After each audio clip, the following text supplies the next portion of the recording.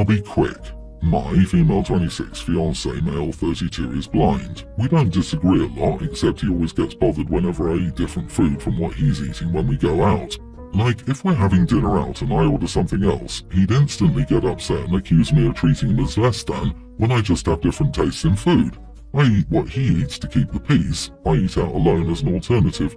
But since he clearly doesn't trust me, he'd randomly touch my plate to see if I have the same dish. This caused huge arguments between us and I told him to stop doing it and he said he would.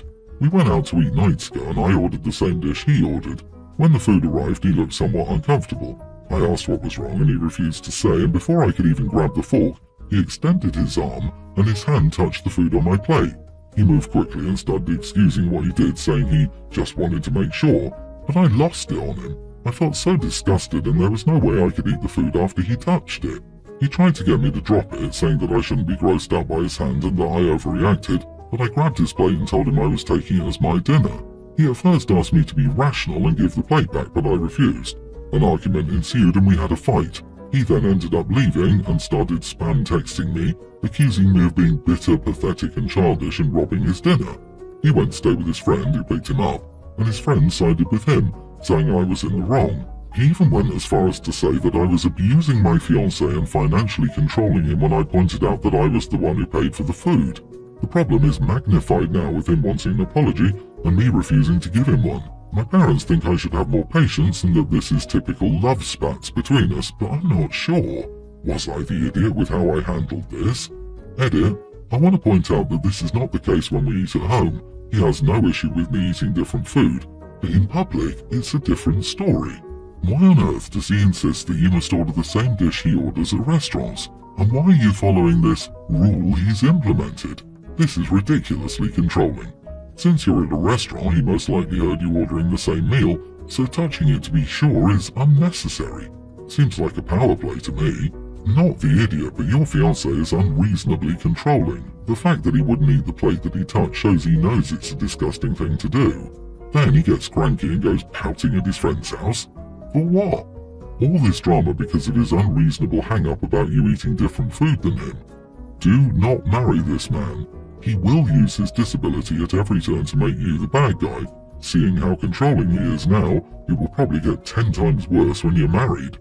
The fact that you're even questioning yourself in this instance says that he spent a significant amount of time convincing you that his having control over you is normal and how it should be. I'm sure this isn't the only way he tries to exercise control over you. Why do you put up with this? Do you realize how incredibly disrespectful, forget bizarre, controlling, unsanitary, selfish, etc. it is for him to touch your food to ensure you're eating the same food as him? I can't believe you allow that. And the fact that he managed to get his friend to accuse you of abuse and your parents to believe this is a typical spat is deeply, deeply concerning. It means he's not only manipulating you, he's manipulating others in your life in his quest to control and isolate you. I implore you to put all wedding planning on hold. It's disgusting just to stick your fingers in someone else's dinner and expect them to eat it. Girl, are you really so desperate? Is the bar this low? Being single is better than this. My wife was pregnant with our first child. We weren't telling anyone yet because it was early. My mom was over at our house and noticed some obvious clues of pregnancy. She asked about it and we were honest. We also asked her to please respect our wishes and not tell people because it was early in the pregnancy and we wanted time to absorb it. The pregnancy was unplanned but welcome. My mom lasted 2 weeks before she started posting about becoming a grandmother. We hadn't told her yet we lost the baby. I felt dead inside when I saw her post, so I commented, "Rachel had a loss a week ago." I guess it took about an hour for my mom to see the comment and delete her post. We've been getting condolences, which we don't want, and my mom has been getting crapped on by friends and family for being so insensitive. She's mad at me for not telling her that we had lost her grandchild. I think I was an idiot because I replied that I didn't want her blabbing my family's personal life again. She's crying, and my dad says that I have every right to be upset, but that I could have been nicer. I'm just so angry right now that I don't know how to feel. Am I the idiot? We had lost her grandchild. What? Your mom has issues. She has made the entire loss about her. So sorry for what you and your wife are going through. Your mom didn't respect your wishes and posted your news on social media. There's nothing wrong with your response to her. She's butthurt that friends and family have rightly been calling her out on her behaviour. You're grieving and your mum's thoughtlessness and betrayal of confidence put her in the situation she's in. Take time out for you and your wife to care for each other. Yeah, your mum deserves every comment she's getting about being insensitive. She has no right to be mad at you. She ought to be grovelling for your forgiveness. I think Dad meant, clearly your pregnancy was all about your mother, and your loss is also about her, which is very upsetting to her, and now I have to deal with her and you've made it my problem. I'd be ready to block both of them for the foreseeable future. She violates your privacy and she's mad. You were clear she was to keep her mouth shut. At best, you've staved off the potential congratulations you would have gotten from all the people ignorant of your loss.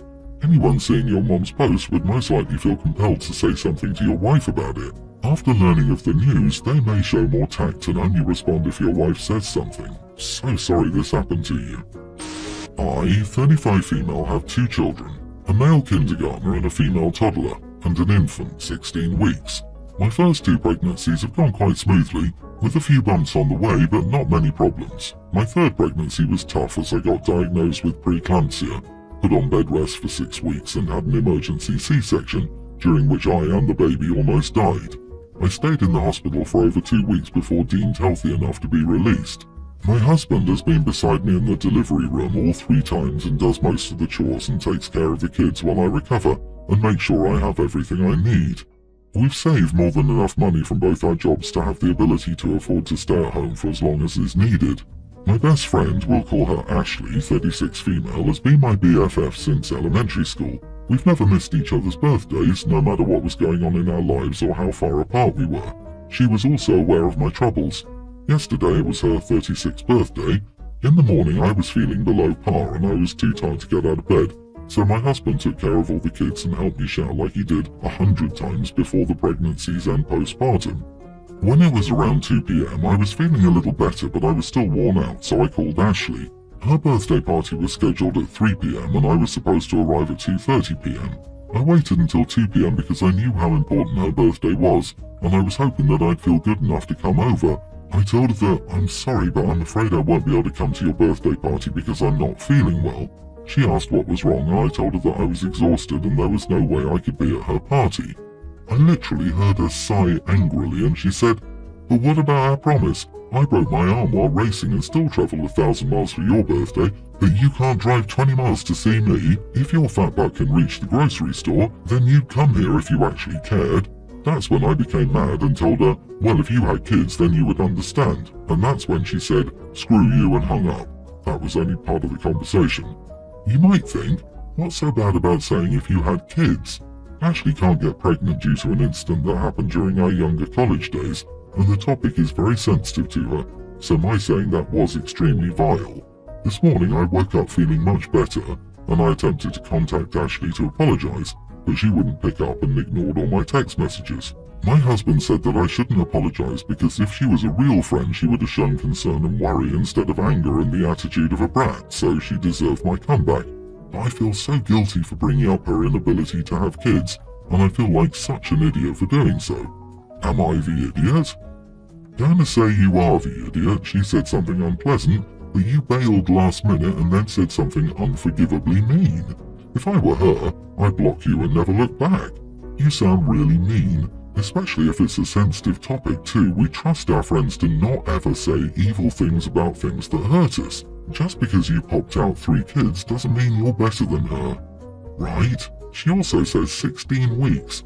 Mom, your baby is a few months old. Like, I get it's important to say weeks in clinical settings for developmental purposes, but here OP is just trying to make it seem like her baby is much younger. Also, who uses infertility as an insult? You throwing her infertility in her face was an idiot move. I don't care how tired or unwell you were. You don't do that. I hope your friend finds a better bestie. It's a stupid friends pack that made no accommodations for adult life situations, especially 36. It's not as big as 30 or 40.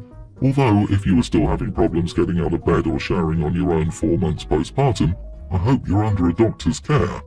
You waited until the last minute to tell her you weren't coming. You should have warned her days or weeks ago if you have consistently been this weak. Her comment was unkind, but your comment was downright cruel. My 19 female brother Troy, tween, has been a nightmare since childhood. He curses at us and calls our mom Diana, her first name. I think a big reason for this is that Troy's dad isn't in his life and my mom really hasn't handled it in the best way. Mom makes excuses for Troy like he hasn't been the same since his father left, but I don't think she's tried therapy and she's basically given up and decided that Troy is just going to be this way and there's nothing anyone can do about it. My mom tells lies to hide how bad things are with Troy. I think she's in denial herself and it's her coping mechanism to avoid being too overwhelmed by the situation. It's not as if Troy acts any better in front of people outside the family. Troy was kicked out of his public school after an extremely cruel prank. But she's told people that she started homeschooling Troy because she realized that gifted kids need to lead their own education. He's in a homeschool co-op but is on thin ice because of how he acts. I've had to help with Troy and have ended up parenting much more than a sister should have to. Often our mom couldn't get off work, and I would end up having to take Troy home or talk to his teachers because he got in trouble. It's a strain because Troy really doesn't respect me much more than he does our mom. He flips me off, calls me names, and yells over stupid things. Troy doesn't show any real respect or appreciation, even when I'm trying to do something nice for him. My friend Haley has a sister who just married and moved in with her now husband, meaning there's an empty room at Haley's house. Haley and her parents said that as long as I pull my weight with chores and stay out of trouble, I can live with them and pay nothing in rent. I accepted Haley's offer and have lived with her for about 4 months. Unfortunately, things are not going well with Troy and our mom. She told me that she couldn't handle Troy alone and begged me to come back home because she needed help with him. My mom offered to buy me a car and pay for all its insurance and gas if I came back. I know this isn't easy for her and it means she's desperate. I told my mom I was sorry but I like my current living situation and don't want to return to Troy's chaos and disrespect. I told my mom that I loved her, but she said I was breaking her heart and she accused me of not even caring.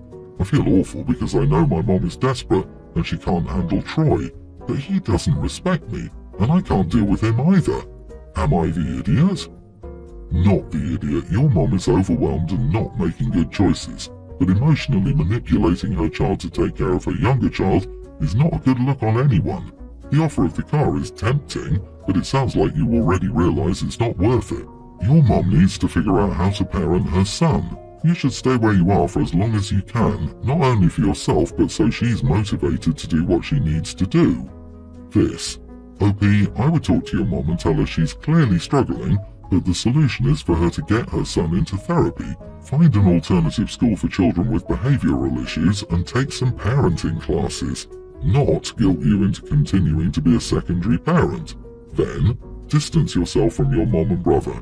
This isn't your battle to fight. Absolutely, if she has money for a car, then the first step is a diagnosis. Then they might be able to actually help him.